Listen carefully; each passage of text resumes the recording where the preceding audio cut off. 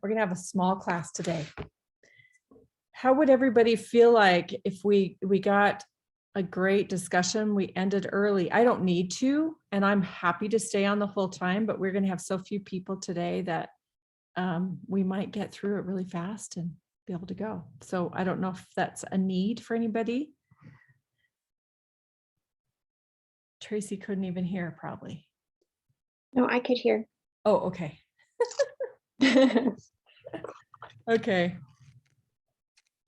So what do you think?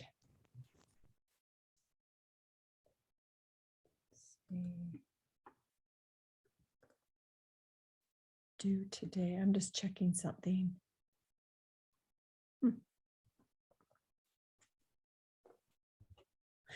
I added a new class attendance and participation, Tracy, to this. Not that you guys have to do it. I was just going to test it out with everybody. And so everybody might have gotten an email, but I noticed already that it's not going to work. So I just barely finished a new one just to test it out, because I want to change what I was doing before to something that's more effective, I think, for the youth. And I was just testing it out today. I just learned about it today. So anyway, so you can disregard it if you get it in your email. And the seating thing with the panel in Ryan's class yesterday, I heard him laughing and I went over to go see, and he just thought it was the funnest thing. So I just had to, oh my goodness, how do you do that, Julie? It's so cool. Isn't that fun? Yeah. So it just showed up. I do pay for Zoom, and I'm a Zoom payer. So it kind of just started. Here's another one, and our backgrounds are going to maybe go away. Yeah. Yeah. So wait. I need a screenshot of this. Everyone smile. And we've even got Jillian's iPhone is a person there. Okay. You do a screenshot. Yeah, I got it. I'll send it to you. I know this is kind of a distraction. And here's one for Halloween.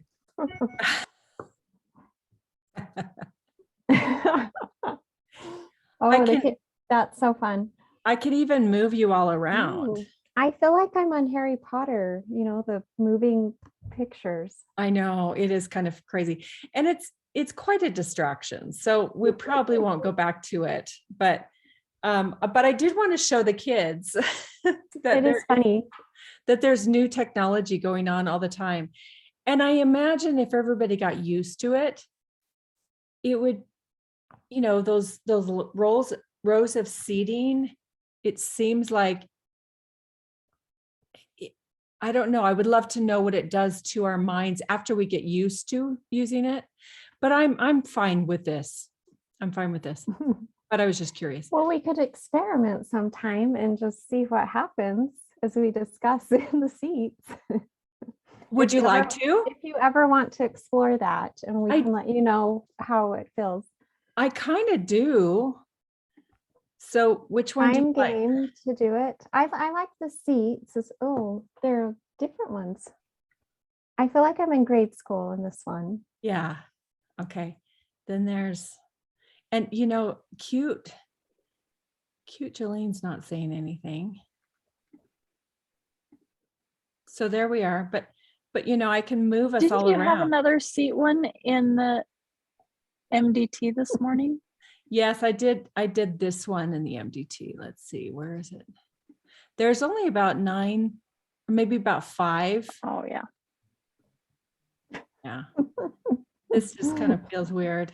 And if you need a higher chair. If you're really distracting, I'm going to put you in the back.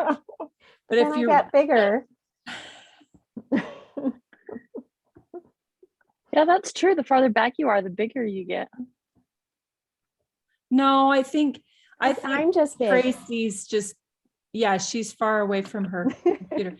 And so, Because you look really little, Julie. There. This is really, I feel feel like I'm wasting your money doing this. Humor is good to learning too, right? How would you like to go skiing? Oh my gosh. Oh my. Okay, so this one, yes, the one that we did. So there's one more, and this could be like our interview. But sure, which one out of all those, which one do you want to just try to see if we can put it aside and just kind of accept it that we're all sitting together? If we can actually focus on the discussion. Mm-hmm. Well, I'd say this one or the ones where they're in rows, like you feel like you're in a college, like Okay, Yeah. auditorium. so Jillian, what do you think? This one or the one, the college? I think for smaller groups, I like this one, but for the bigger, like for the youth class, it would probably seem like it would make more sense with the other one. Yeah. But I agreed with Tracy that the tree one seems like you're in kindergarten or something. And the frames one would maybe make you feel like you're in a weird movie. Or like we're put in a box, right? Yeah. So anyway, all right, well, let's start. Oh, here Shay sent me something. Oh, sorry. Yes, in a meeting going long with Dallin's mentor for the online high school, and Kendall just told me she got her visa approved. Oh my gosh, so she flies out Tuesday to Spain. Oh, What's she doing in Spain? she got her mission call to Spain, but for the most part, people were having to be reassigned to different places. Was your daughter reassigned? For a month or For for a one month. transfer.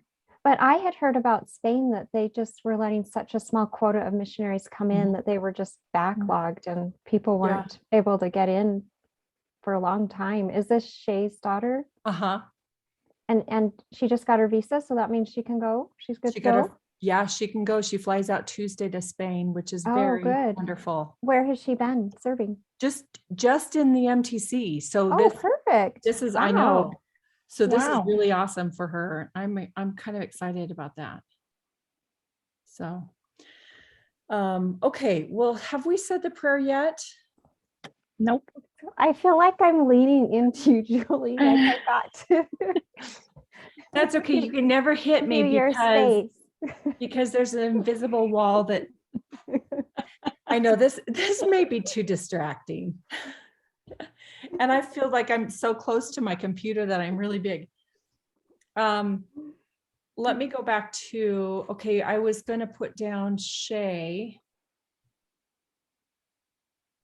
Oh, I was I was gonna say, the one thing that I can't decide if I like or don't like about this is that it doesn't highlight your square. And in a way that's probably good. It seems more like a group discussion. You just talk, you're not highlighted. And at the same time, the highlight sometimes helps you know who it is that's talking. Oh yeah. Do you know what I mean? I do feel like this is more natural though. I kind of feel like we're sitting in the same room together. Yeah, exactly. Like it feels cozier to me. Oh, so let's put Shay down here there. Yeah. So hi, Shay.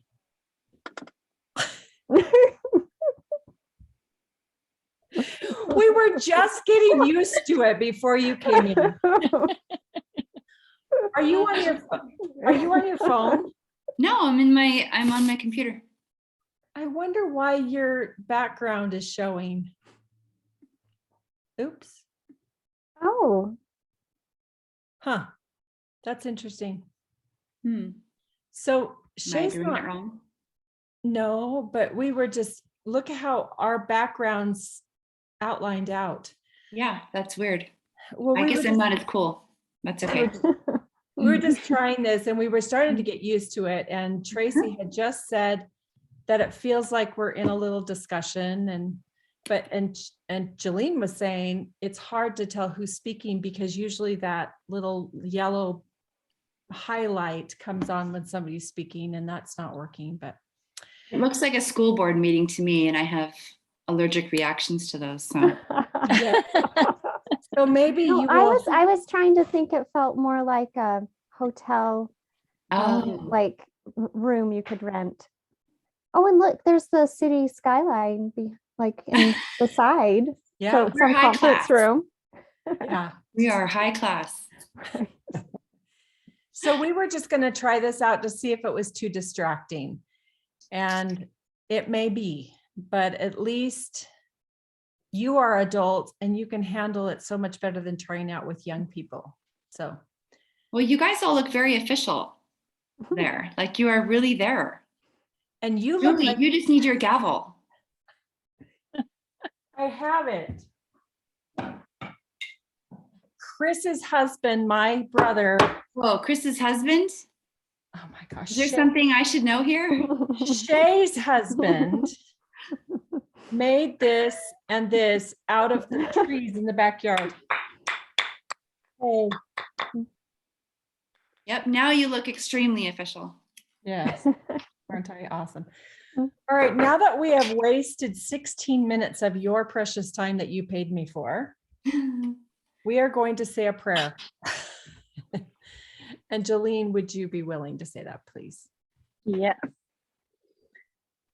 Our dearest Heavenly Father, we are so grateful to meet together and to discuss the founding fathers and the Constitution and the Articles of Confederation, and be able to understand this time frame and to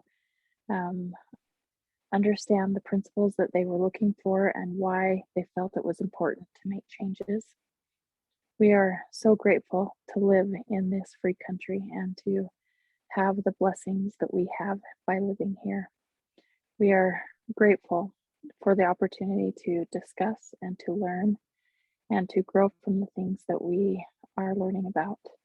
We pray that the Spirit will be with us today and to help us to expand our minds, and that we will be able to apply the things that we learned to our daily lives and how we can best help our families and our communities. We love thee so much, Heavenly Father, and know that you are with us and will help us through this learning process. And we are so grateful for that. And we pray for these things in the name of Jesus Christ. Amen. Amen. Amen. Thank you so much. Okay. We were so distracted that I didn't have you write down your EQQs. So if you go on the class notes, all the way past that big quote that I put up there, past this thing that says weaknesses, you'll see EQQs. So if you can get on there and do that, that would be great. Come look at this. Or maybe we tried this before, but the adults want to do it this way. Isn't that fun? No one can see her. That's kind of neat. She can just come in here and just see. This is Edie, by the way. Why do you want my phone? I need to look at those photos. Oh, Hi, Okay. Edie. Aunt Shay said hi. Oh, by the way, not Shay. I'm having a hard time with names today. Kendall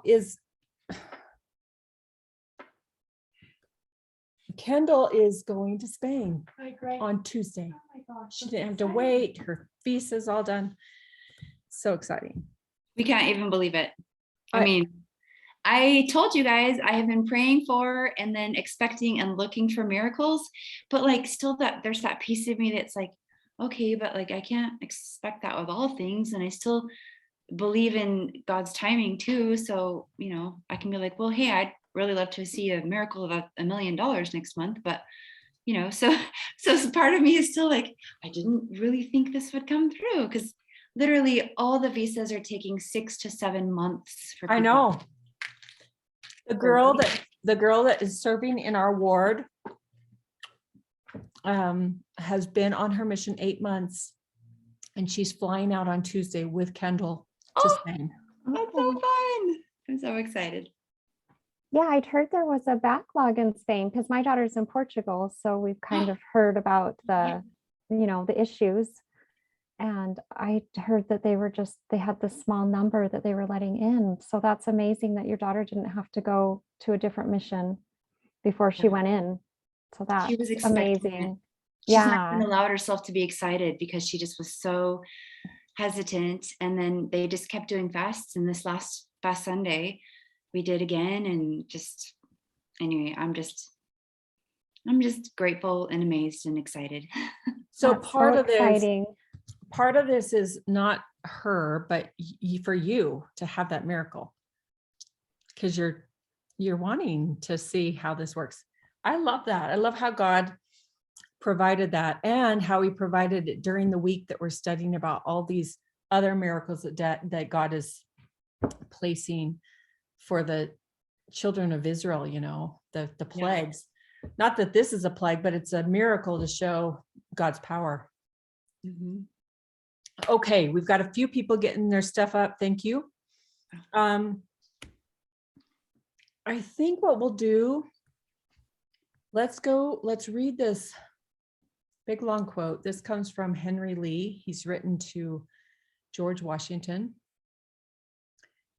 And let's read this. And whoever reads it needs to know that you're going to come across words that are archaic and spelled weird. So don't worry about it. It's not your fault. Who would like to read it for us? I can read it. Okay. And before you do, what we're looking for is something that sticks out, that kind of like sticks out to you and that you want to talk about. Okay. The period seems to be fast approaching when the people of these states must determine to establish a permanent capable government or submit to the horrors of anarchy and licentiousness. How wise would it be, how happy for us all, if this change could be made in friendship and conducted by reason. But such is the tardiness of the virtuous and worthy part of society in matters of this importance, and such is the conceit and zeal of the vicious, that it is to be apprehended that wickedness and audacity will triumph over honor and honesty.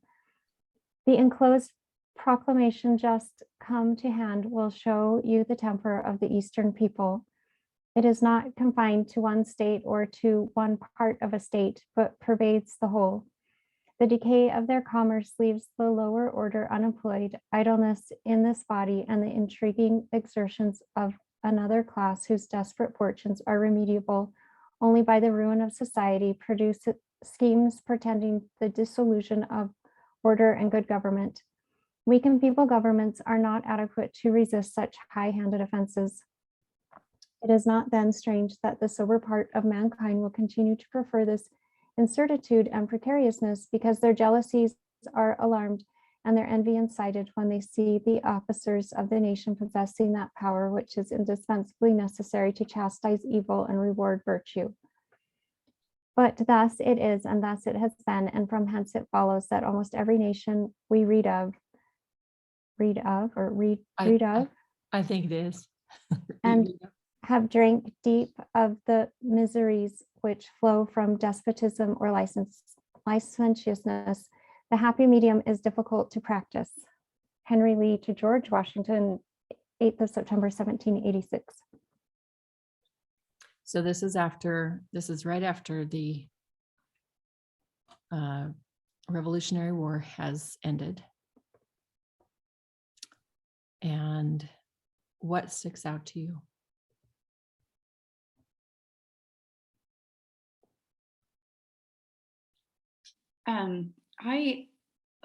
The initial thing that stuck out to me was that these United States must determine to establish a permanent capable government or submit to the horrors of anarchy and licentiousness. And like when we were talking last week about the differences between freedom and liberty, or even libertarianism, conservatism, and the slight twists that make them wholly very different. And the basis of when we talked about liberty being the freedom to follow what you believe you're being told by God, right? But based on his natural law, his principles. And last night I was listening to, I wish I knew the title of it, but it was one of Jordan Peterson's little clips. And he was kind of talking about how to master yourself and master your mind. And he mentioned he didn't say it exactly in the ways of horrors of anarchy, but he said this is a major problem with freedom, total freedom, without the anchoring in those true principles, is that the mind, like you get into the horrors of anarchy, like without that tether, without that anchor of those principles. And so as an individual, clearly, if that is a temptation, a yin and yang of such a principle, then you have to set up boundaries and a foundation and guidelines and whatnot to help guide that. Yeah. So I like the way that he says horrors of anarchy, because right now it seems like we're rushing to get rid of all the rules and all the things and all the history and the family and God, and just decide, oh, we need total freedom to do whatever we want and call a woman a man and a man a woman, or whatever, all really to the very basics of biology. So it just seems like we're racing towards the horrors of anarchy and licentiousness, rather than, okay, let's have a great debate again, at least discuss these things and make some purposeful decisions. Yes. And on the other hand, it feels like we're racing toward the horrors of, I guess, anarchy and licentiousness. I was going to say dictatorship. Yes, totally.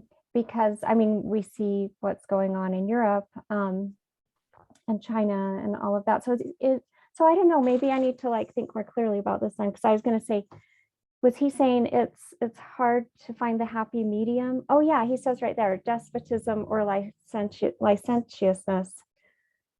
We seem to go to extremes, but then finding the way through, the appropriate way, middle way, can be hard to do. And I just think that's a principle for so many, you can overlay that over everything. Just even the details of our lives, like eating too much or too little, etc. Well, and even as you're saying that, it's kind of when you said, oh, wait a minute, I need to change the way I'm looking at it. I was like, okay, wait a minute. Maybe I didn't look at it very well either, but I think there's a difference between what we're seeing with the people and what you see going on within the government level. And I think you can even see that later on in this paragraph. He said something,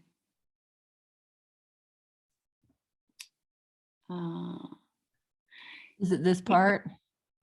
Further down, and it made me think, where like a war has been won or a battle has been fought, and those in power then seek to, who may not even have been part of the sacrifice of fighting in the war, and I'm clearly not talking about exactly this time, but where they then want to capitalize on it and use it for their gain, rather than fully investing in the freedom of those whom they're supposed to serve, or the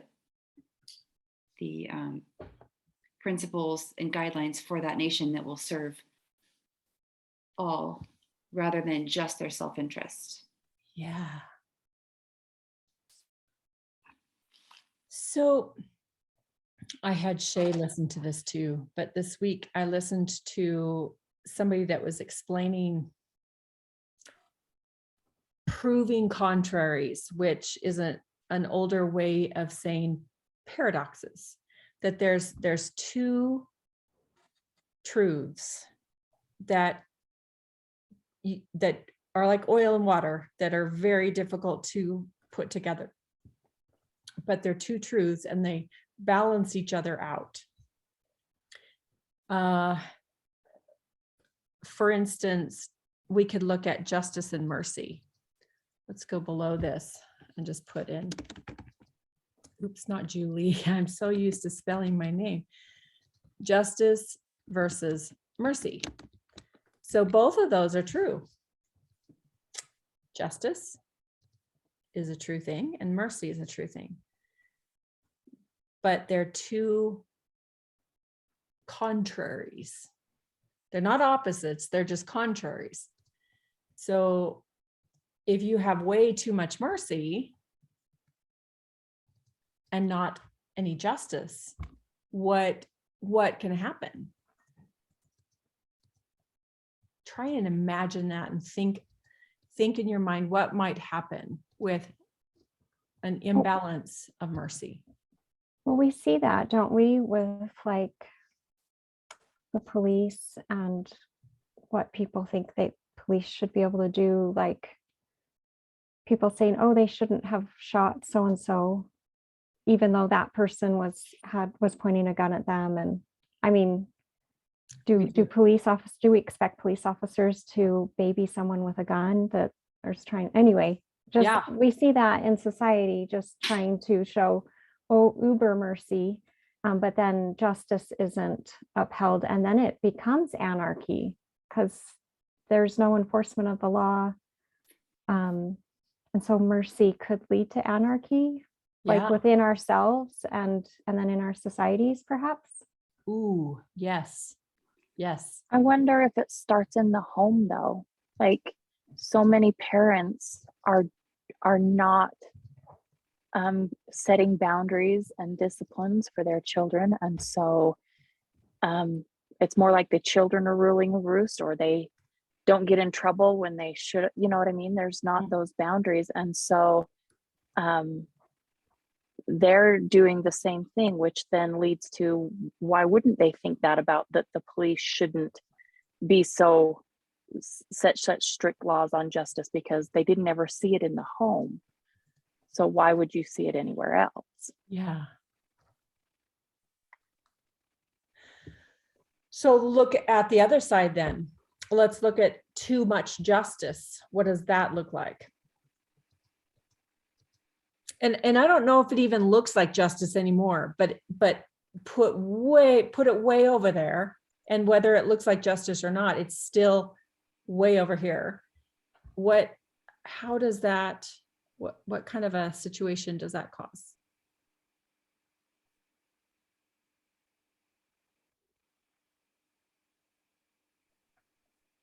I always think of Les Mis with Javert. Yeah, too much justice there. He could It wouldn't allow for someone else's growth. Yeah, it killed him. He killed himself, of course, but it killed him to even think about this idea of mercy. He couldn't even allow it, even a tiny bit. Not one bit. And so what this proving contraries means is you've got to have these two, whoops, when I do this, you can't see me anymore. Or you can't see my hands. I have to stay right here. You probably can't see me even in my own little square either, but as you put in a little more mercy and Javert takes it, he moves over a little closer to a balanced justice. And like Jolene was saying, or the anarchist idea that Tracy was bringing up, you put a little more justice and you bring that mercy back into more of a balance, and it's never static. It's just always moving back and forth. And we see that all throughout history, that there's too much mercy or too much justice, probably more this side. And we need to find that perfect balance. And what Henry Lee is saying, that happy medium is difficult to practice. And we have to decide why. And today we're gonna just find out why the Articles of Confederation didn't work. And that there's probably some ideas of justice and mercy in there that we can talk about, but that we need those contraries. Go ahead. I just have a question. So Julie, you're saying that so here's mercy and justice, and this medium is constantly moving. Is the balance like a situational balance where it's going to be different depending on, I guess, what's on the scales in there where you have to go to balance it? Or is the happy medium, or is there always like a line? Did I make sense in Yes. that? Yes. I'm saying yes to both. Oh, okay.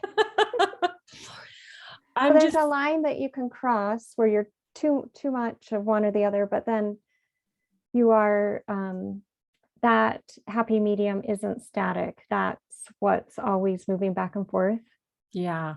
And Aristotle even talked about this 2,500 years ago. He talked about the golden mean.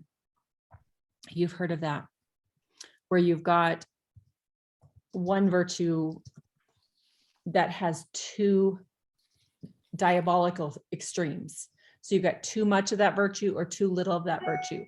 And you're just having to find that balance. Here's an example in my own home. I was a javert when I was first a parent. I had come from an extremely merciful, lenient, not getting in your face, not willing to face truth because it might hurt my child kind of a being raised. And I love my mom. I'm not at all bothered by it. I was when I was younger, but I've gotten over it and I've realized she had gone to this part of mercy my mother had, and my father couldn't handle the situations that kids bring into the home. It was just very, very difficult for them to raise us, just because they didn't really know a lot about what we know today about, I don't even want to go into it, but MDM stuff, right? So I came from a home as an older child, realizing that, not knowing exactly, but understanding that my mom couldn't really even face truth if it meant that it would hurt a child. So there was a lot of leniency, a lot of mercy, too much of it. I went the opposite way, and I was going to have perfect children, and I was going to control them, and they were just going to be perfect. And I realized that I was either going to kill them or myself. I was the javert type of person. And I'm not saying I was going to kill, you know what I mean? Either one of us could survive, and it was either me or them. And about 15 or 16 years ago, when I discovered the Great Books College that I talked to you about, and I started reading the classics, and I started seeing this pendulum going back and forth, I started to see myself, and it changed me. And so I began to see the place of mercy, and it pulled me this way. But then I've just had an experience with a daughter who's gone through a really, really hard thing. And I'm realizing I got to find a different balance of mercy and justice. I need to, I don't know where to go right now. So I might be erring on the side of mercy right now. Do you see how so it's situational, like you were saying. Situational is just, we got to look at everything that we're doing and say, where do I need to balance this? It's never going to be static. I just talked too much just now, but. Well, Julie, yeah. I love how you just said that personally, because then in the Tracy part of your question as well, the man's name was Jared Halverson, and it was excellent. But he even brought up generationally, you're going to see that, which is obviously what we're looking at as well with what we're studying. And he said this generation, the millennials, I think it's Gen Z, is that what you call it, right after that? They're having to decide right now what they're going to do. And there's really hardly few people speaking of a balance right now. It's all one or the other. They're getting all instruction from one side, or, if they have parents that are strictly from the other side, but that the balance really is, the decisions need to be made, but it just seems like a shouting match from one side or the other. Instead of that discussion. Yeah, right. Instead of that, okay, let's really take everything out of our pockets, lay it all out on the table, and let's make some choices here. Yeah. So to find that balance, oh, go ahead. No, Go ahead. Oh, I was just going to say, to find that balance, is it studying and understanding more about the principles of mercy and the principles of justice, and that's what allows us to make the application to find that mean? Yeah. Because it seems like it is an application where you're going to be on that spectrum. Anyway, just Yeah. in my mind, I'm trying to tie it back into the framework. Okay, well then let's go right into this Articles of Confederation compared to not the conduction, the Constitution. Constitution. Let's look at this same thing here. We had, what, 8 years of, how long was the revolution? 77 to kind of 75 really to 85, right? So 10 years of revolution, and by I think 81 is when finally the Articles of Confederation were ratified by all the states, but had started to be written in 77. So it took them about 4 years to ratify it, because the states had to agree. Meanwhile, there wasn't enough. What were the problems in the revolution that you can remember? What were some of the problems that we had?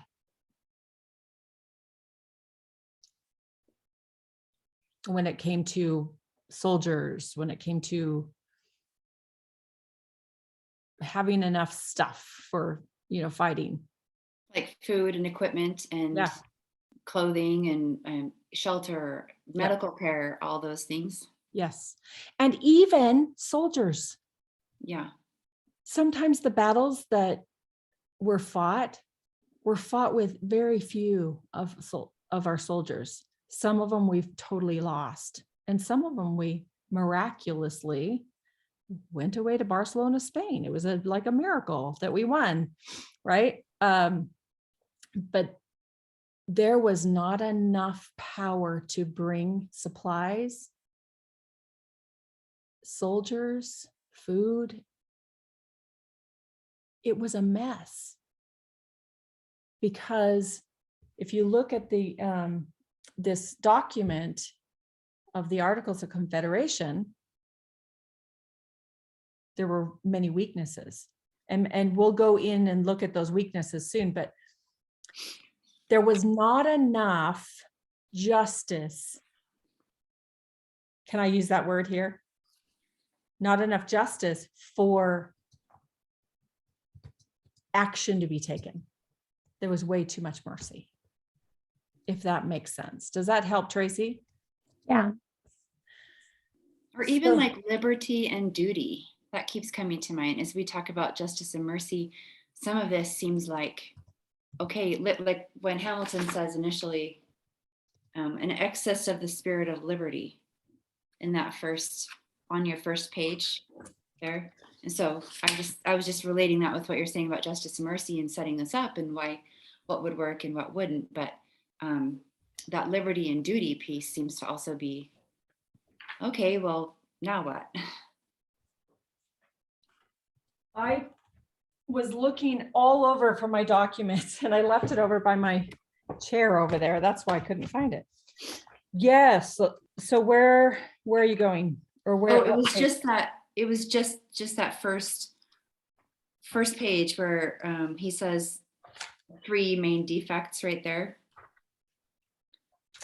Oh, in that document. And he's talking about the lack of power in Congress. Yes. And then the first one there says an excess of the spirit of liberty. And he goes on further, but I took that very first piece and was like, oh, that's kind of funny because it's Hamilton, because he seems to still be a big government-ish. That's on these pages. Yeah. Yes. So, I love that. An excess of the spirit of liberty. spirit of it. Oh no. So that kind of liberty is like liberty to choose whatever you want without realizing duty. I see what you're saying. Liberty and duty. Whoa. So that's Yeah. an X, What? liberty and X is not being constrained by your duties, like going outside of the bounds of duty. Yeah. Like liberty without duty. This is reminding me of that clay basket symbol where, you know, you can hold fire in the clay basket and it gives you so much warmth, light, it cooks your food, things like that. But then when it's outside, it destroys everything. So the same thing, like liberty can be in the basket and it is good. But then when it's outside the basket, then it creates destruction. So Oh, I yeah. wonder if that's kind of that similar idea of the golden mean that we're talking about, Yes. just making sure we're within that basket. Though I guess that's a different model because that's like a, anyway, I'm going to have to It's think the about it. same. Yeah, but it's the same thing. So let me, we can do this. Share. Maybe going to the extremes is like going outside the bounds of that basket. It's the extremes and we want to be within the basket. Yeah, so these are the extremes. That's an X for extremes. And then we've got liberty here. Oh, you know what? This is really hard to write in here. That's liberty, guys. Mhm. So yeah, so we have no duty right here. And then we have liberty with too much duty, meaning we're making sure that everybody's following it. So we maybe have become a despot here, if that makes sense. I Yeah, don't kind know. of going back to what you had just won independence from. Yeah, yes. And what Aristotle was saying is there's this line with too much and too little. So he calls them deficiency and excess and deficiency. And let's say the virtue is courage. And so if you have too much courage, that's an arrow. You are, let's say, reckless. You can imagine the courageous youth that just thinks they can do anything they want and they become very reckless. But if you have too little courage, you are super timid. So it's the same, different model, but it's the same exact Mhm. idea. And that this is always moving back and forth because here's the key. That what I was talking about, let's say this is mercy, but you have to have another full range, basket or line of justice. And the justice is moving that. Let's add love. Love is moving that. Let's add every single, this is getting complicated, I know, but let's add every single virtue that you can think. And all the virtues are working together to balance all the other virtues, if that makes sense. Is that too confusing? This is reminding me of that analogy of weaving, that the virtues are woven together as a fabric. So when you uplift in one virtue, you're uplifting the others. And maybe that's because you're more on one of the virtues. And so that's helping you find the golden mean in one of the other virtues. And so Yeah.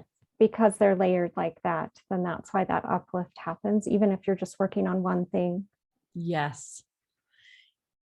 And so come with me with what you just said, come with me to a constitution that has to find, and I'm not saying go to the constitution physically in your mind.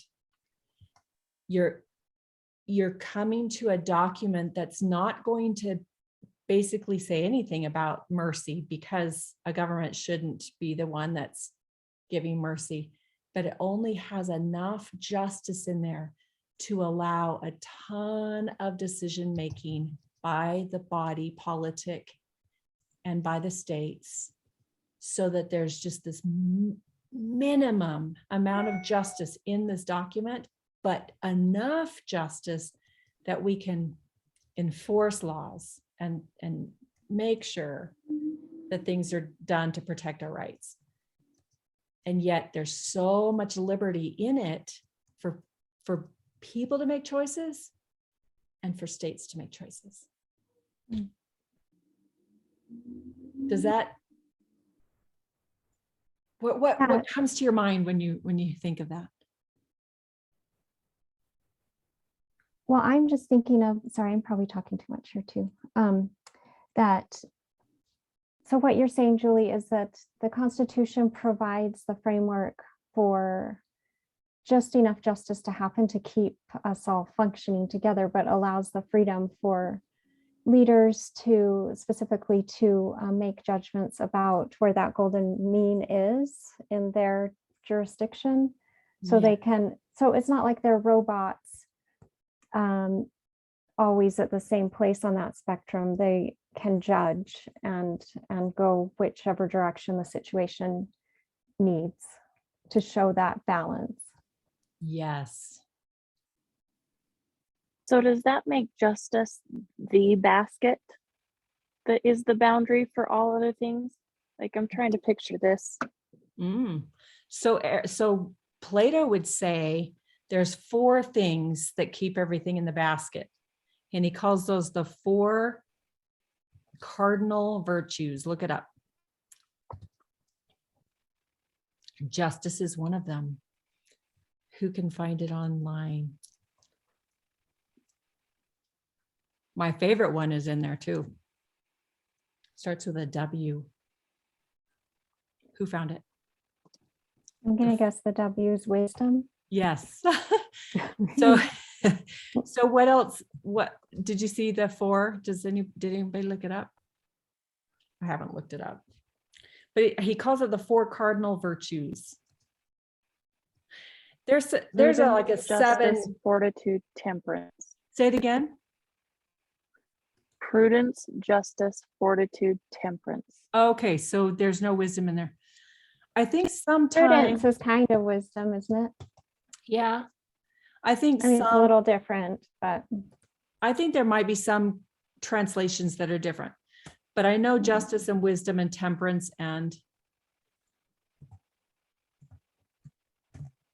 I'll have to go look at my poster. I've got it back there, but he says all 4 of those keep all the virtues in place, whereas Christ teaches us some other things. He teaches us, like, what does Christ add to it, would you think? What are some of the virtues that he would add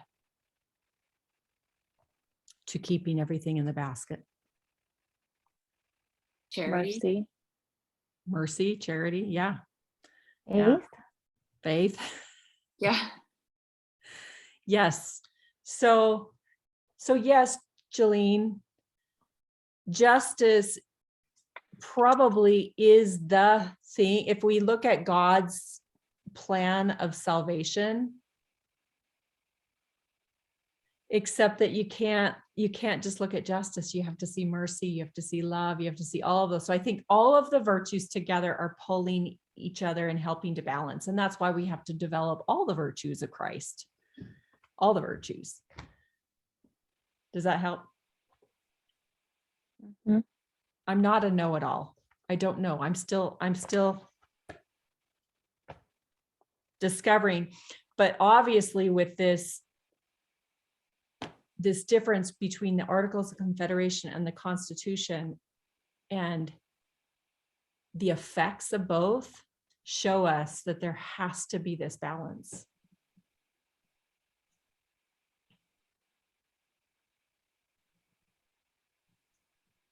So where do you feel like the Constitution is now in our day, in that basket or on the line? What comes to your mind about where we are now? I know that's a very general question, but What do you mean by what do we think of the Constitution as to where we are now? okay, if you're looking at this idea that we went from the Articles of Confederation to more of a justice-based system with a constitution that pulled more power to the federal government to get the help that they needed, but still gives so much power back to the people and the states. And we were pretty balanced for a couple of years in the United States. Where would you say now that the Constitution is in that balance? Or our country? Where do you think our country is in this balance? Did you hear that downstairs, that yelling? I'm used to such a quiet house. So if we were way out of balance on justice in the Articles of Confederation, and we brought it back into a better balance with the Constitution, where's our country now, do you think? This is just a like, what do you think type of thing? Think we're still okay, or do you Because think? I'm having a hard time because I feel like the Constitution's being ignored, trampled on. That people are, maybe this is what you mean, and correct me if I'm kind of wrong about it, but you know how there's been some, I can't give you examples, so I apologize, but there's a lot of crying out for, we need a constitution of positive rights, right? And our constitution was that of negative rights of the government. Mhm. And that offers more rights, more freedoms, more liberties, more choices, control of our autonomy for the people, rather than, okay, here's what all the people deserve, and here's what government provides. And I've heard people cry out for that so much more. And I'm like, no, it's so frustrating inside. But I don't, I guess, I don't know, I guess that's what I see when you ask that question. Mhm. But I'm not sure that's where you're going. I'm not going anywhere. This is not a guess what's in my head question. This is actually, what are your thoughts? So I'm looking at this liberty thing, and this is what I'm seeing when you just described that. We're going to give positive rights to people, which means we're going to make sure that the government imposes more rights to others, imposes more man-made rights in a sense, and we're going to come here. Is that kind of what you were looking at? Yeah, I think so. And again, as we talk about the departure from true principles and from God's law and our honoring of his law, there's that clever counterfeit. People believe they're getting more because that's what they're being told, and yet you're losing the most important pieces, which are your ability to choose. Agency? Yeah. Your agency, your spoils, being able to live from, learn from, enjoy your consequences, good or bad, from whatever you choose to do with your time and your life and your money and all of that. And I had one question come up as you asked that question initially, is where does corruption fit into all of this? Because we also know, as we study the scriptures, whether it's, in the Old Testament or whether it's in like the Book of Mormon, I mean, there's just that eternal, not eternal, but that constant fight between good versus evil, and that cycle of how it works with humans as individuals and as societies. So I keep looking at my phone because I pulled up a thing that compares the Articles of Confederation and the Constitution, and it shows two circles, and then it shows where they overlap in the middle and what's on the two sides. So my thought was, as I even looked through it, I'm like, well, okay, where does that corruption type thread fit in as well? So it's a Venn diagram. Yeah, sorry, I didn't know the name of it. That's okay. So it's an article. I think you've asked a very good question that we need to look at, because I think that's the problem, that we need to understand this. Articles of Confederation. When I was talking, I was writing Constitution. Oh. I can't talk. And so I see this one. Oh, it's so small. Never mind. I was going to share. Oh, images. there are lots of them too, and I don't know which was more accurate, or I'll just choose this first one and then I'll share it. I don't know if this is the same one that you shared, but so we have here, whoops. Articles of Confederation. Congress could not collect taxes. Wonder why there's a 6, 7, 8, 9, 10, 11, but not, this must be a second one. So the things that they shared was Congress can make laws, they could make war and peace, and that the state equality in the Senate, Congress could issue paper money. So this is what they could do, but how is that going to direct? I guess, let's see, they couldn't regulate trade. No national executive branch. Yeah. So the executive branch is actually the part of the government that does what? That you know. That enforces the laws. Yeah. So over here, you can see that in the Constitution, they can enforce those laws. They couldn't collect taxes here, but they can here. We don't like taxes. And I think taxes have gone over and above out of the basket for right now, but there needed to be a way to collect revenue to pay for supplies at that time. So you're asking, where does the corruption come into this understanding that we're gleaning? Is that what you're asking? I guess, and I apologize for not asking it very well. Like it just Don't popped apologize. into my mind. You know, like as a people, you can. I feel like in the people right now. Let's just use today as the example. There is a great awakening happening amongst many, right? Hence our conversation here. But those in our government who are not adhering to the principles of the Constitution, they have their own designs. And so I don't even know how to ask what I'm thinking. Just You're I saying. I just keep thinking, okay, well, the people could be, awakening, and then the people in the government could still have their own designs and the corruption. And I guess that's it. I don't know how to ask the question succinctly. Well, I think you're asking it really well. And I think you're saying some things that I want you to expound on. So I wrote them down on the class notes under weaknesses. I have you said there's these people that are adhering to blah, blah, blah, and these people who are not adhering, blah, blah, blah. What do you gather from that? How can you expand on that? Does that have some of the answer is what I'm saying, I guess. I don't know, but well, I feel like maybe I'm steering our conversation away from, what you really wanted to discuss with it. So that's okay. Like this is just something that popped into my brain, and I can kind of try to pick through it myself as I think more.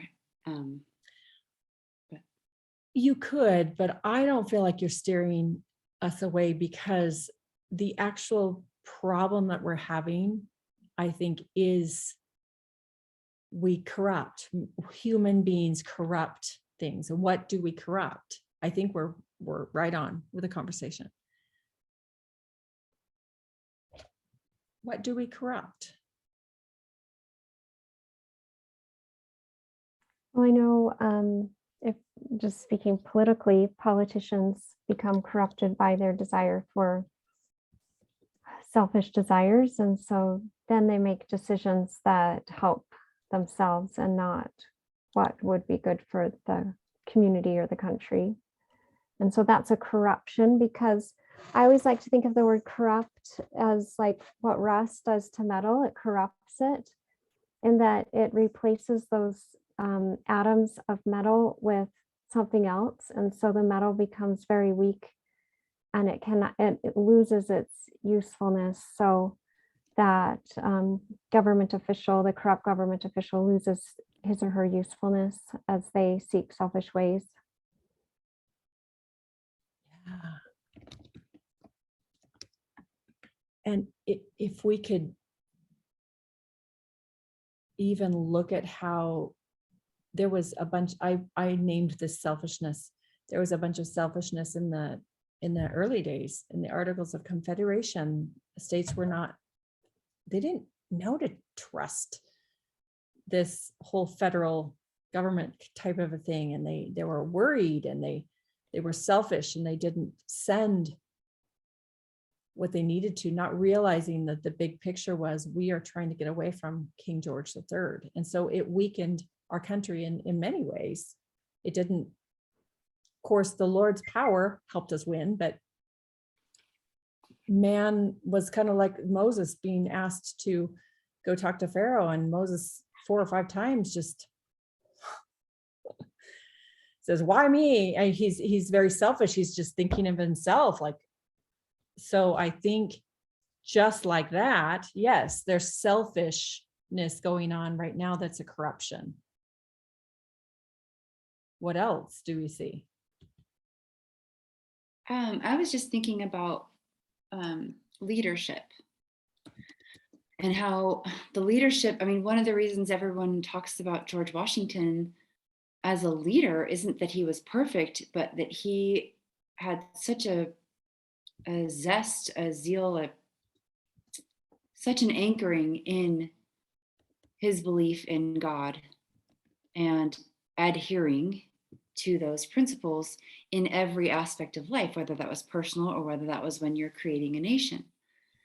And that is something that kind of a leadership is, as they talked about him, whether it was on the battlefield or elsewhere, as he grew into that, why he was such, why he had such a aura. I don't know how I want to say that, but when you have weak leadership that are doing, as Tracy said, seeking after their own designs, maybe working behind the backs of those whom they serve, and really veering from any semblance of those anchoring principles, then you also have, I feel like it shakes out into chaos amongst the people.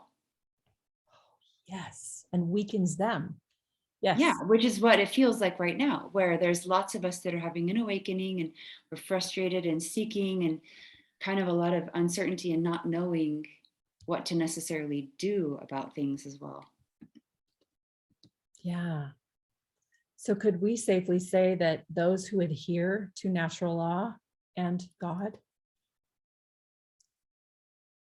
are not those that are corrupted, but those that don't adhere to natural law and God are they're corrupting society? And that I'm going to be the first one to say, obviously every day I do that. I corrupt something. So I would say corruption is not adhering to principles. Yeah, for sure. I mean, we could look at that biblically, or scripturally as well, and see the same thing. Yeah. Wow. So in these 2 documents, there are definitely hidden principles in there. And we could go in and talk about that. And maybe what we'll do is we'll go to the EQQs, because obviously we're going to be talking about principles in those, because anytime we pull something out, it's because we are noticing a principle lived or not lived. So let's go into those EQQs. We've got Tracy and Jolene up. Who wants to go first? Do you want to go, Jolene? Sure. Why is it so important to be able to have amendments? I looked up the meaning of the word amendment, and it was like to make a change for good. So it just helps us improve.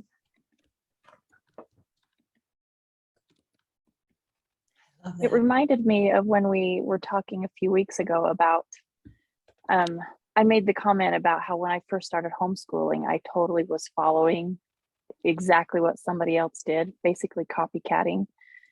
But as I learned, and in my process, I was then able to figure out, okay, this was really good for my family, so I'm going to keep doing that. But this wasn't so good, so I think that we need to change that and try something different. And I loved that the founding fathers really felt that, like they noticed that in the Articles of Confederation, it was stuck. And for very good reason, they needed to be able to work through things and see where they could make things better and make those kind of changes. So I just felt like they were really inspired that change is good. We don't have to just stick with the original. And when you're seeking that based on that original truth of God, you're kind of in that continual humble state, right? You're not thinking of yourself as the be all end all, where then pride sneaks in, and then the whole vein of what you're doing changes. I love that, like what both of you just said. And Tracy, where you said amend and change kind of go together. I had done a little word study during church. Don't tell anybody, I'm just kidding. I was falling asleep in church on Sunday, and I just looked up the word change in the topical guide, and it just has some interesting things in there, especially as you said, that amend and change. I didn't realize that they basically were the same or synonymous exactly, but. And I like that idea of change for the better, because you can always go change in the opposite direction. So it just makes sense. If you're going to make an amendment, of course, you're going to make it better, but I'd never thought about that. Yeah. It's interesting. There's always opposites. You can change for good or you can change for bad. Yeah. And it's interesting. You change for good by adhering to principles. You change for bad when you're being selfish, like we were discussing earlier. Selfishness and wanting something that will lift you up. And I think you were talking about that, Tracy. And we see a lot of that in our government, our politics right now. And calling that the pride cycle, right? Or Yeah.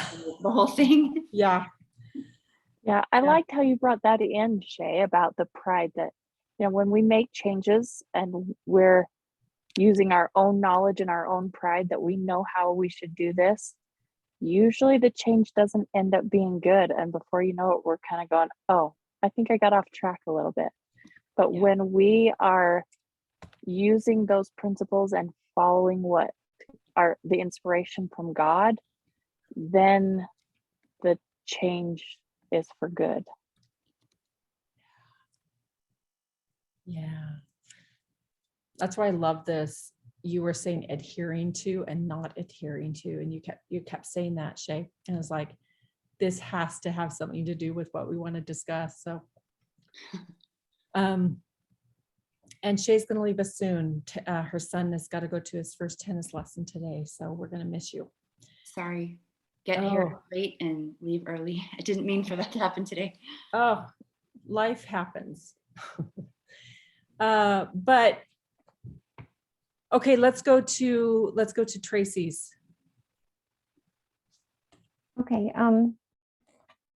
So my 5 types of questions were around the word power. So it's kind of a bit of a series of questions here, but I think we can move through them quickly. So how would you define power? Like, what is it?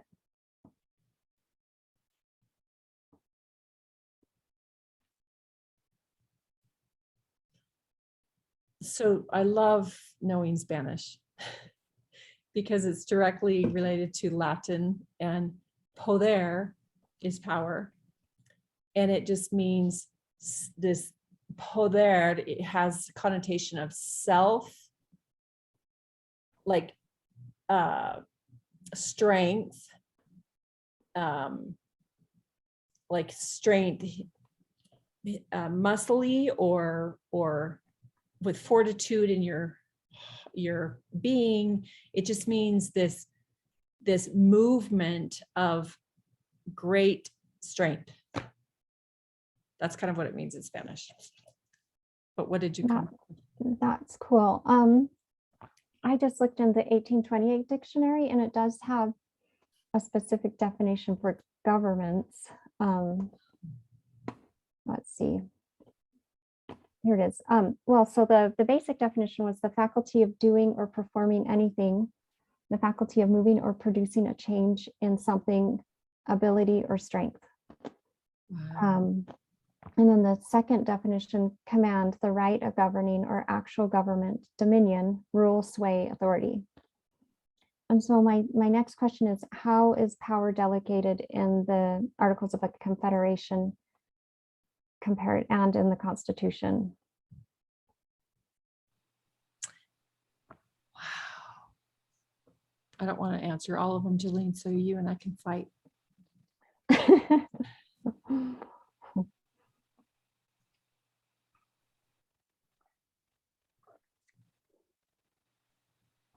So would you say that the AoC, they didn't, so the power was delegated to each individual person, basically. And there wasn't accountability with it. So it's like if we all three worked in a business and several things had to be done, but no one was delegated the responsibility. With our three personalities, I'm sure somebody would step up and do one of them, but there's not a lot of power given to each one of us because there's not an accountability, there's not a piece of accountability with it, right? Yeah, it seems very vague Yeah. and mushy. So I would say the AoC was vague and mushy. Mhm. Yeah. And then what about the Constitution? How is power delegated there?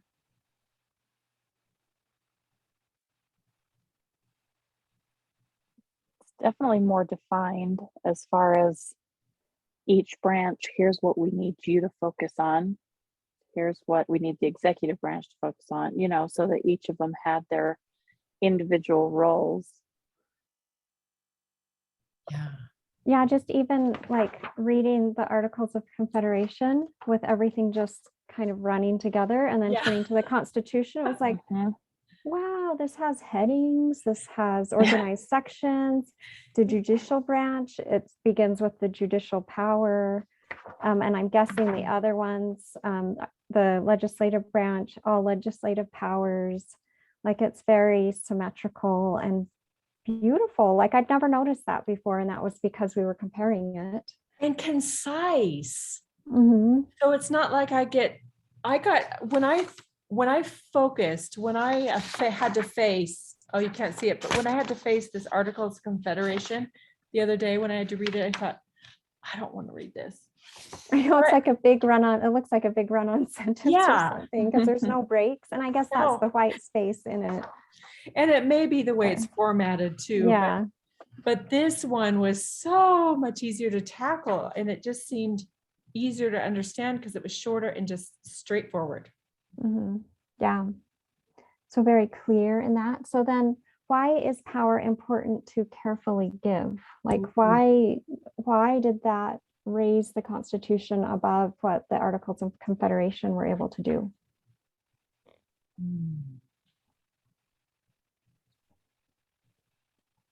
Don't you have to think first that anytime you give any power away, you have to recognize that people are going to adhere or not adhere with what Shay was saying? And so that we've got to set it in motion so it's so clear that if they adhere, great. If they don't adhere, there's a consequence. Mhm. Yeah, it has to be very clear. And then the balance of powers, I think that's where it goes back to that checks, like the different branches can check the power. So it's not like runaway power somewhere. Yeah. And then they're also balanced so that they have the power to check each other. Because if one were stronger than the other, then their checks wouldn't be that effective. Yeah. So my last question, that was all lead up to how intentional are you about giving your power away? Like when we delegate our power to someone, how intentional are we? And maybe the question should be, why is it important to be intentional? I don't know what the best question is there, but just in our own lives, how much thought and time do we put into the power that we delegate, whether it be like emotionally to certain things, like giving away our power, or intellectually, spiritually, physically. I hadn't even thought about it in those senses. I was thinking about, when Jacoby first was learning how to babysit, she was a total mother hen and wanted to just kind of take over. Like, if mom and dad were gone, I am the boss and you're supposed to do what I say. And we had to really teach her that just because mom and dad aren't gone doesn't make you mom. It just means that you are the overseer to make sure the house doesn't burn down. But as far as any form of discipline or anything like that, that's not your power. That is still in mom and dad's control, and we will take care of it how we see fit or best. And so I guess I think about it like that, or like, in a calling where you're in a presidency, that there's certain delegations where you're like, you know what, that person has the best strength for this particular thing, so I think that should be where the delegation goes, is to them.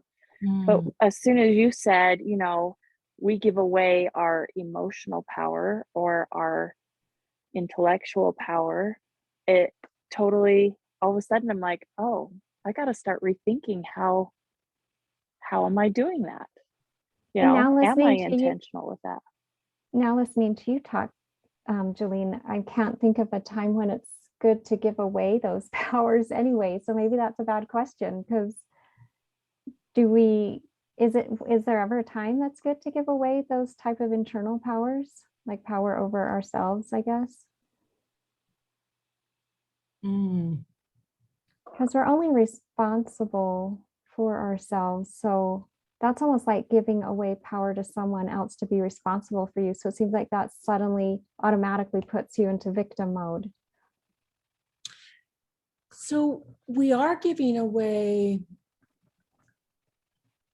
certain, and maybe I'm off on this, but certain powers that are bad powers, like the power of ego and the power of pride. And I don't know if I'm going somewhere right with that, but we do want to get rid of those. We want to give those away and give them to the Savior in the atonement. So like temptations as a kind of power, because or the act to act on temptation. Like the latent power inside of us that we could act on temptation, but we can let that go. I want to let that go. I want to get rid of it. So we're not tempted. Right. And so am I giving up a little bit of my agency to Christ when I don't know. This is really like a new thing for me. But then we're told that makes us free to give that up. Those kind of things like pride or like temptations, I feel like when we enter into them, we lose power. Yeah. Because power is not found in them, but when we give up our power to Christ, then we gain power because he's the source of power. Yeah.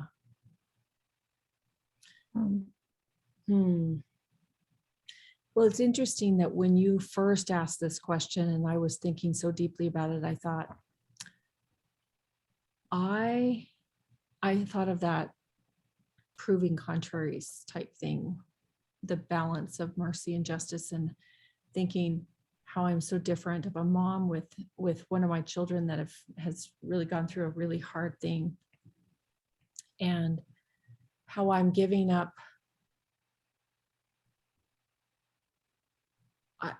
I have been very intentional about how to parent her. And I don't know how to answer that, just that it's super important that we are intentional, and it's interesting, I've been using, probably without thinking, a lot of different virtues to try and balance that mercy or justice that I'm trying to apply to her, that I'm trying to give. I don't know how to explain it, just that it's really important that we are intentional to see how we give away power. Mhm. Well, thanks everyone for your thoughts, because Thank I you. think there are different ways to look at this. I need to keep thinking about it. I know, I love it. Let's change gears really quickly. So I don't know what got into me yesterday, but I decided to be really awesome and read next week's assignment. I know, I'm amazed. You're so far ahead. I got ahead. Well, I'm trying to get ahead because I've got so much on my plate to graduate. So I thought, oh man. So I've got this whole thing all marked up, and it's really exciting. I want to talk about it, but it's the rights of man. And there's another little page called the Declaration of the Rights of Man and of the Citizen. And that's a declaration from the National Assembly of France. And then there's some background about all that. So there's a little bit of reading. Does that include key points? Yeah, it does. Well, yeah. No, I don't think, yes, there are, yes, key points at the back, all of that. Okay. So you're going to see that these key points in this background kind of give the Declaration of the Rights of Man and of the Citizen. It kind of puts it into a nice little light that this was the first time ever in Europe that some country is writing down these rights of man.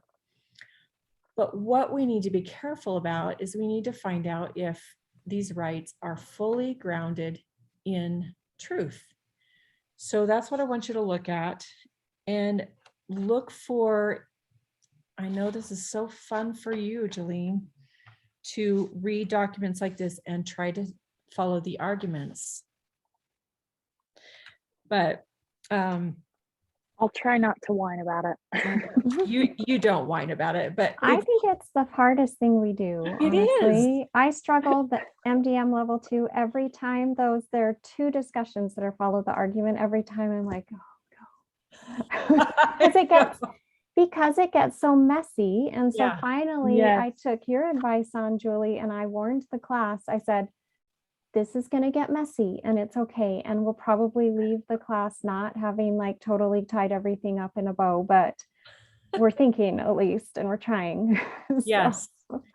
And as you do look for them, God's going to bless you. So he's got some great things in here, but we have to see, are they grounded on truth? And look for those things that might not seem to be grounded on truth, and argue with them, and just kind of take some notes that way. And then we'll discuss those, because I think here we've been looking at our documents of our country. Now we're going to look at France's documents, and I think it's quite revealing. So now this Thomas Paine document, Rights of Man, this is the French document, right, that you're talking Yes. about? And then the let's see, Declaration of the Rights of Man and of Citizen, is that something is that different? That's before. well, so Rights of Man was written 4 years after, or 3 years after this, but the Declaration of the Rights of Man and Citizen was written by the Assembly of France, the leaders of France. And up in the north in England, Burke, what's his first name? My book only says Burke. Edmund Burke writes this glaring article. He's a conservative, Burke is. He writes this glaring article saying that the Declaration of the Rights of Man and Citizen is not grounded on full truth. And so, the Americans hear this and they're reading it, and Thomas Paine decides he's got to fix this relationship with America, and he's got to write this letter to George Washington. And you'll see a few pages later, he writes another letter to Lafayette. And these are only excerpts of the letters, but they are to us showing us how awesome the French document is. And we can give him credit, and we can say, thank heavens another country in Europe has decided, or one country in Europe at least has decided to articulate the rights of man. So he is writing all about that 3 years later as a rebuttal to Edmund Burke, if that helps. Okay, yeah. So, and he even says that, he says, I present in this first letter, I present you a small treatise in defense of those principles of freedom which your exemplary virtue hath so eminently contributed to establish. And he talks about in the next, under the first heading, among the incivilities by which nations or individuals provoke and irritate each other, Mr. Burke's pamphlet on the French Revolution is an extraordinary instance. And he's going to go and kind of say, Burke's wrong what he thought, and I'm going to fix this. I'm going to set it right for you. And I think he's got some good things in there, but I also think he's got some things that are not grounded in truth, and you get to find those things. Okay. Does that help? Sounds exciting, It is exciting. especially since we have the squashed version. Don't you love that? Read that. That's hilarious. I copied that from the internet, by the way, with express permission. But I'm glad it's condensed from 90,000 words to 7,200. I know. Because this class is not to give you a full, broad knowledge. It's just to give you a little wet taste. Wet your tongue. Our hors d'oeuvres. Yes. Also, I didn't make any announcements, but if you have not signed up for the oral final, please do that. And then also the study guide is up and ready to be filled out. If you would like to do that, that should help. And the written final is just going to be 2.5, like 2.5, or sorry, 2.5, 200 to 250 word essays, 3 of them for the written final. So that study guide should help get a lot of information into your head so that you can use that to write your written final and open book test. So exciting. Okay. So Thank did you. everyone like sitting like this? Oh yes, I should do a little, let's do a little, kind of a little debrief if you got a few minutes. Yeah, I have a minute. Okay. How did you feel about it? You go first, Jillian. I was just going to say that I actually kind of liked it. It felt like we're all sitting together, I guess. I didn't find it distracting once I got used to it. Yeah. I liked it. I liked kind of looking out the window. That looks like New York City out there, maybe. And I liked the deliver happiness and the little, I don't know, kind of fish art and the greenery. Anyway, yeah, I liked it. I felt like it felt more human to me than just in boxes. But It really felt more human to me too. like the conversation feels more natural, and I don't know why that is, because it seems like it should go back and forth just as naturally on the original way. So well, and what I like hearing from you is I'm going to have more confidence in having the youth.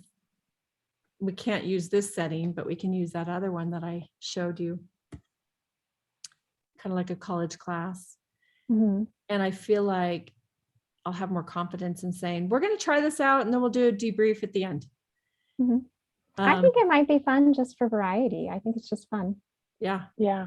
And like I was saying, humor helps learning. Sometimes I do feel a little like I want to giggle or something. 'Cause it just sometimes looks ridiculous. I know. It's good. But it did feel like, I feel like I've been slouching in my chair the whole time. well, and my arms cut off. Well, it does make you more body conscious because then I feel like I'm getting big if I'm anyway, or I'm like really small. Right. Like Julie's disappearing into a little nub or something. I don't know. So I think that it was good. I didn't care much for the circle that was around Shay, and I don't think she would have Yeah. liked it either. And when I did do this, I think you remember, Jolene, that Gracie was like that too. Well, and I Yeah, noticed but why is Ryan, that? my Ryan, this background was still on there. I wonder if the Zoom setting is different on that computer than on my computer. So I wonder if there's something on the video setting that's different. I think so. I think there's probably some updates that need to happen. Oh, maybe that's But what did you say about Ryan? Oh, his background was showing. Oh, that's right. But it was square, it seemed like. It was square, but I am not showing. So Was it in I the same just- computer? no, it's a different computer. Yeah, so I wonder if I need to go in and compare the video settings. I can go in and do that really quick and see what video settings he had. That would be nice. It would be neat to have a situation where the students felt like they were in the same classroom. And maybe that's why these were developed. They were developed last November, but I didn't notice them until now. So anyway, thank you for the debrief. I really liked it, actually. Mhm. I felt like we were in a room together. Yeah, I liked it too. Thank you. Thanks. I have to say, Tracy, thank you for kind of spurring that on, 'cause I'm a little embarrassed to use it. I think it's fun. Tell me this. Can you hear my sound differently if I just clicked onto something? Do I sound differently, or do I sound Yeah, you sound tinnier. tinnier? I think so. Is that what it sounded like to you, Jolene? Yeah, like I can still hear you well. It just sounds Bad. Now I turned. airy, maybe. Like, Okay, so now I think I changed. No. Did I change it? Is it the same way now? Maybe say something again. It's not letting me change it. Okay. I believe in free love. Sorry, I was just, we were just listening to Joseph and the Amazing Technicolor Dreamcoat. Oh. So does that sound tinny? No? I think it sounds fine. yeah, it's almost like your voice sounds fine, but then when you stop talking, you can hear the like background air or something. Yeah, I don't know what's happened, but Is that the hum I'm hearing? Or is that just my headphones? there's a hum outside. I don't know why. How's that sound? I mean, you I've- sound fine. I've just been playing with a lot of settings lately, just learning a few things. And so I was just curious what that sounded like. But Mhm. hey, thank you for this. Oh, this whole thing has been recorded.